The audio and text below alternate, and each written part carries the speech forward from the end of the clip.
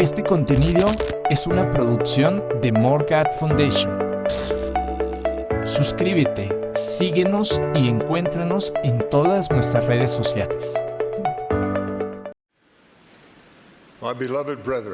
Mis queridos hermanos, agradezco el privilegio de dirigirme a ustedes en esta conferencia general histórica.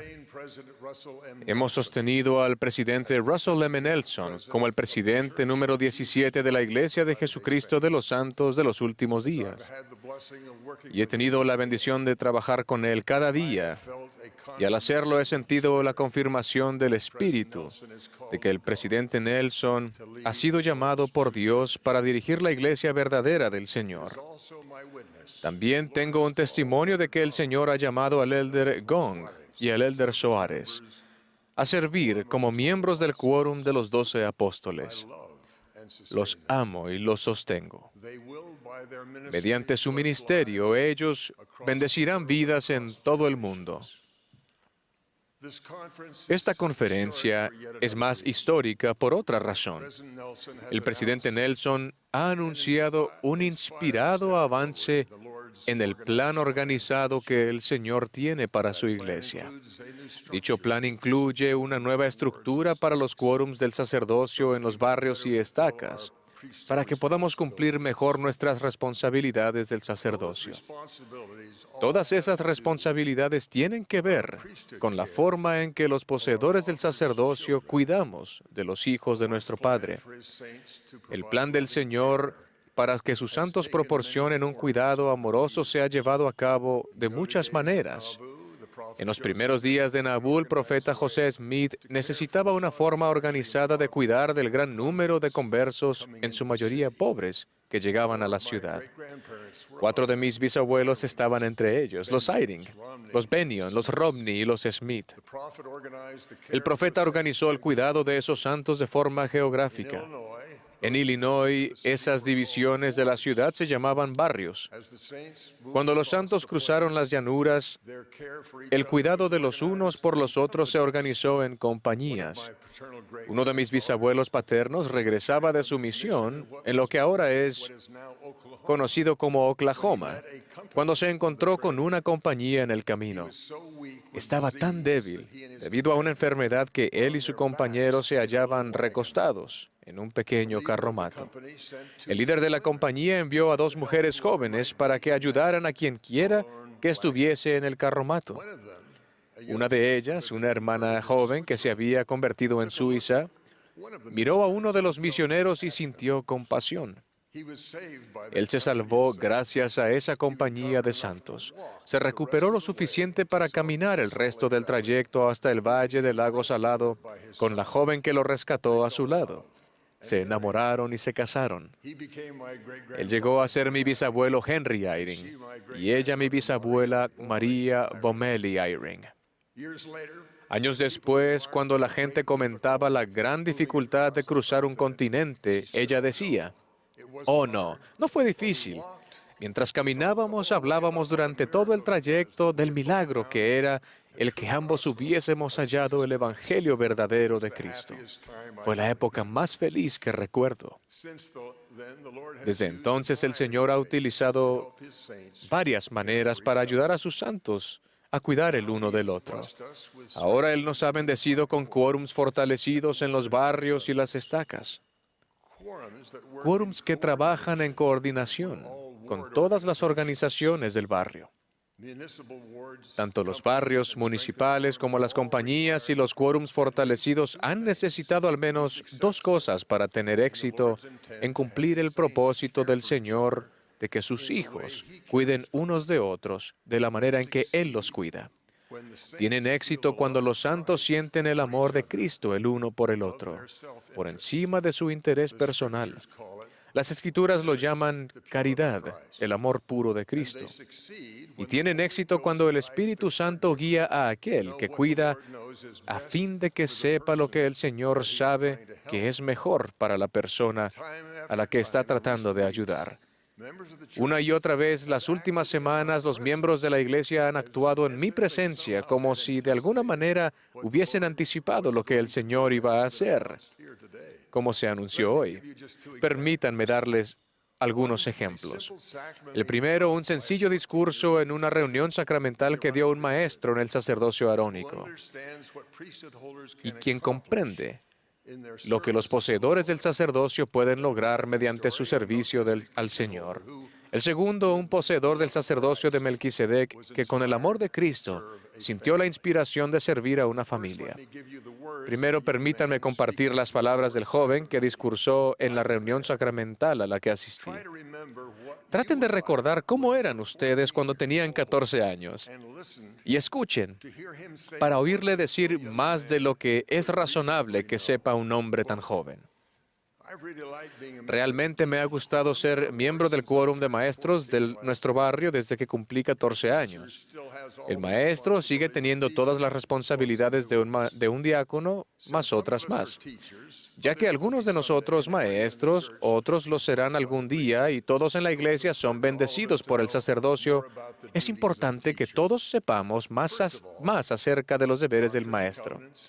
Antes que nada, Doctrina y Convenios 2053 dice, el deber del maestro es velar y siempre estar al pendiente de los miembros de la iglesia y estar con ellos y fortalecerlos. A continuación, Doctrina y Convenios 2054-55, y él la citó, y yo creo que ni siquiera tenía notas. Y cuidar de que no haya iniquidad en la iglesia, ni aspereza entre uno y otro, ni mentiras, ni difamaciones, ni calumnias. Y ver que los miembros de la iglesia se reúnan con frecuencia. Y también ver que todos los miembros cumplan con sus deberes. El joven continuó. El Señor nos está diciendo que es nuestra responsabilidad no solo cuidar de la iglesia, sino también cuidar de las personas dentro de la iglesia de la forma en que Cristo lo haría, porque esta es su iglesia. Si estamos tratando de guardar los mandamientos, ser amables, ser honestos y buenos amigos y disfrutar de estar juntos, entonces podremos tener el Espíritu con nosotros y saber lo que el Padre desea que hagamos. Si no lo hacemos, entonces no podemos cumplir con nuestro llamamiento. Luego dijo, cuando un maestro decide dar el ejemplo correcto al ser un buen maestro orientador, dar la bienvenida a los miembros en la capilla, preparar la Santa Cena, ayudar en casa y ser un pacificador, decide honrar su sacerdocio y cumplir con su llamamiento.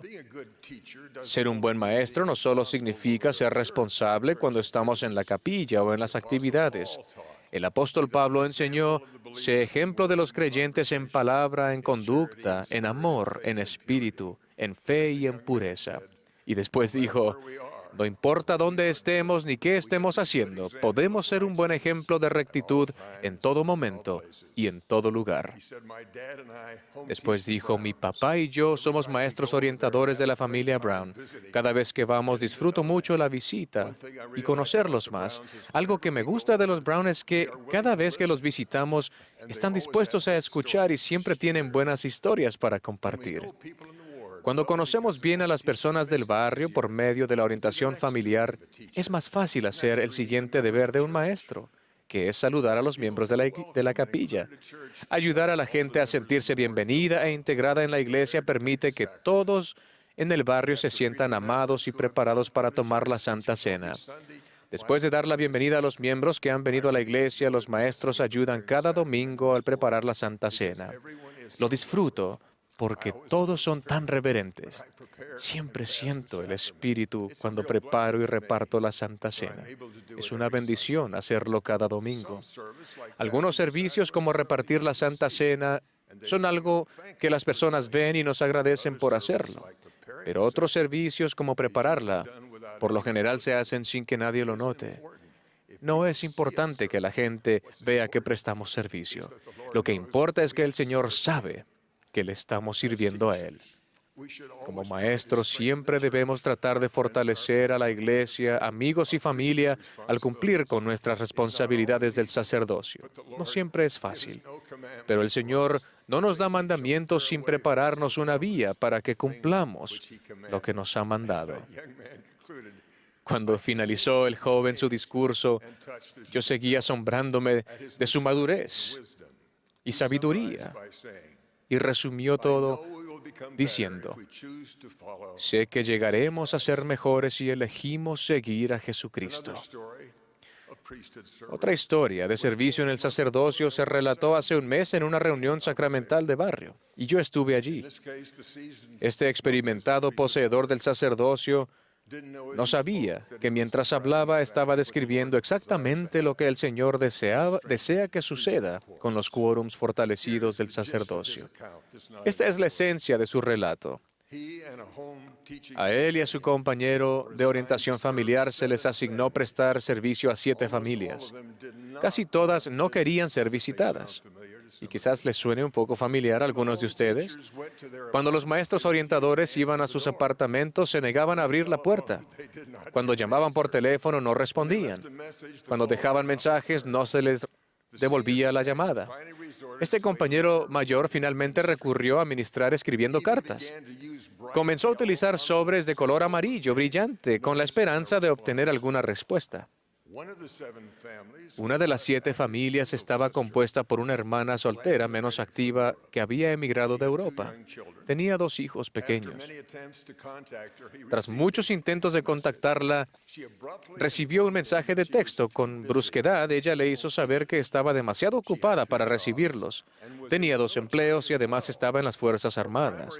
Su empleo principal era de oficial de policía y su meta profesional era convertirse en detective para regresar a su país natal y continuar trabajando allí.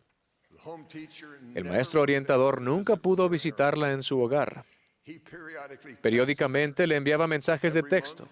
Cada mes le enviaba una carta escrita a mano, acompañada de tarjetas festivas para cada niño. Nunca recibió respuesta, pero ella sabía quiénes eran sus maestros orientadores, cómo comunicarse con ellos y que persistirían en ese servicio del sacerdocio. Un día, él recibió un mensaje de texto urgente de ella. Necesitaba ayuda. No sabía quién era el obispo, pero conocía a sus maestros orientadores. En pocos días debía viajar fuera del estado para un entrenamiento militar de un mes y no podía llevar a sus hijos. Su madre, que iba a cuidar de ellos, acababa de viajar a Europa para cuidar de su esposo, quien había tenido una emergencia médica. Esta hermana soltera menos activa tenía suficiente dinero para comprar un pasaje a Europa para su hijo menor, pero no para su hijo de 12 años, Eric. Le preguntó a su maestro orientador si podía encontrar una familia santo de los últimos días que recibiera a Eric durante 30 días. Y el maestro orientador le respondió que haría todo lo que fuera posible. Luego se comunicó con sus líderes del sacerdocio. El obispo, el sumo sacerdote que preside, le dio permiso de acudir a los miembros del consejo de barrio, entre ellos la presidenta de la Sociedad de Socorro. La presidenta pronto halló a 4 buenas familias que tenían hijos más o menos de la edad de Eric y que lo recibirían en su hogar una semana a la vez.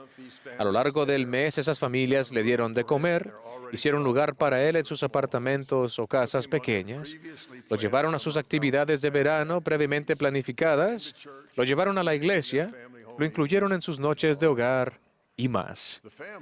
Las familias que tenían jovencitos de la edad de Eric lo incluyeron en sus reuniones y actividades del quórum de diáconos. Durante ese periodo de 30 días, por primera vez Eric fue a la capilla todos los domingos.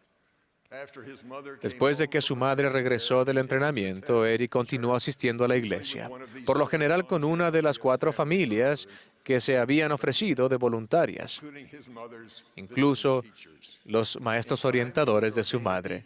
Con el tiempo fue ordenado como diácono y comenzó a repartir la Santa Cena.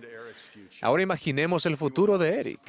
No nos sorprenderá si llega a ser un líder en la iglesia en el país natal de su mamá, cuando su familia regrese allí. Todo gracias a santos que trabajaron juntos para prestar servicio bajo la dirección del obispo y del Espíritu Santo y le sirvieron por caridad. Sabemos que la caridad es esencial para que seamos salvos en el reino de Dios. Moroni escribió, a menos que tengáis caridad, de ningún modo seréis salvos en el reino de Dios. También sabemos que la caridad es un don que se nos otorga después de hacer cuanto podamos. Debemos pedir al Padre con toda la energía de nuestros corazones que seamos llenos de este amor que Él ha otorgado a todos los que son discípulos verdaderos de su Hijo. Tengo la impresión de que recibimos el Espíritu más plenamente cuando nos centramos en servir a los demás. Esa es la razón por la que tenemos la responsabilidad del sacerdocio, de servir en nombre del Salvador. Cuando servimos a otros, pensamos menos en nosotros mismos y el Espíritu Santo puede influir en nuestros corazones más fácilmente y ayudarnos en nuestro esfuerzo de tener el don de la caridad. Les testifico que el Señor ya ha dado un gran paso adelante en su plan para que recibamos todavía más inspiración y seamos más caritativos en nuestro servicio de ministrar en el sacerdocio. Agradezco por su amor, el cual nos da tan generosamente. Testifico y expreso aprecio en el nombre de Jesucristo. Amén.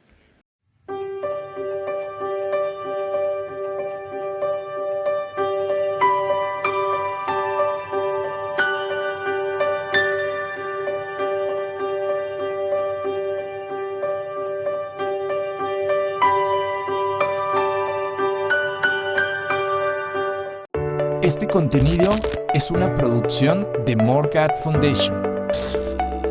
Suscríbete, síguenos y encuéntranos en todas nuestras redes sociales.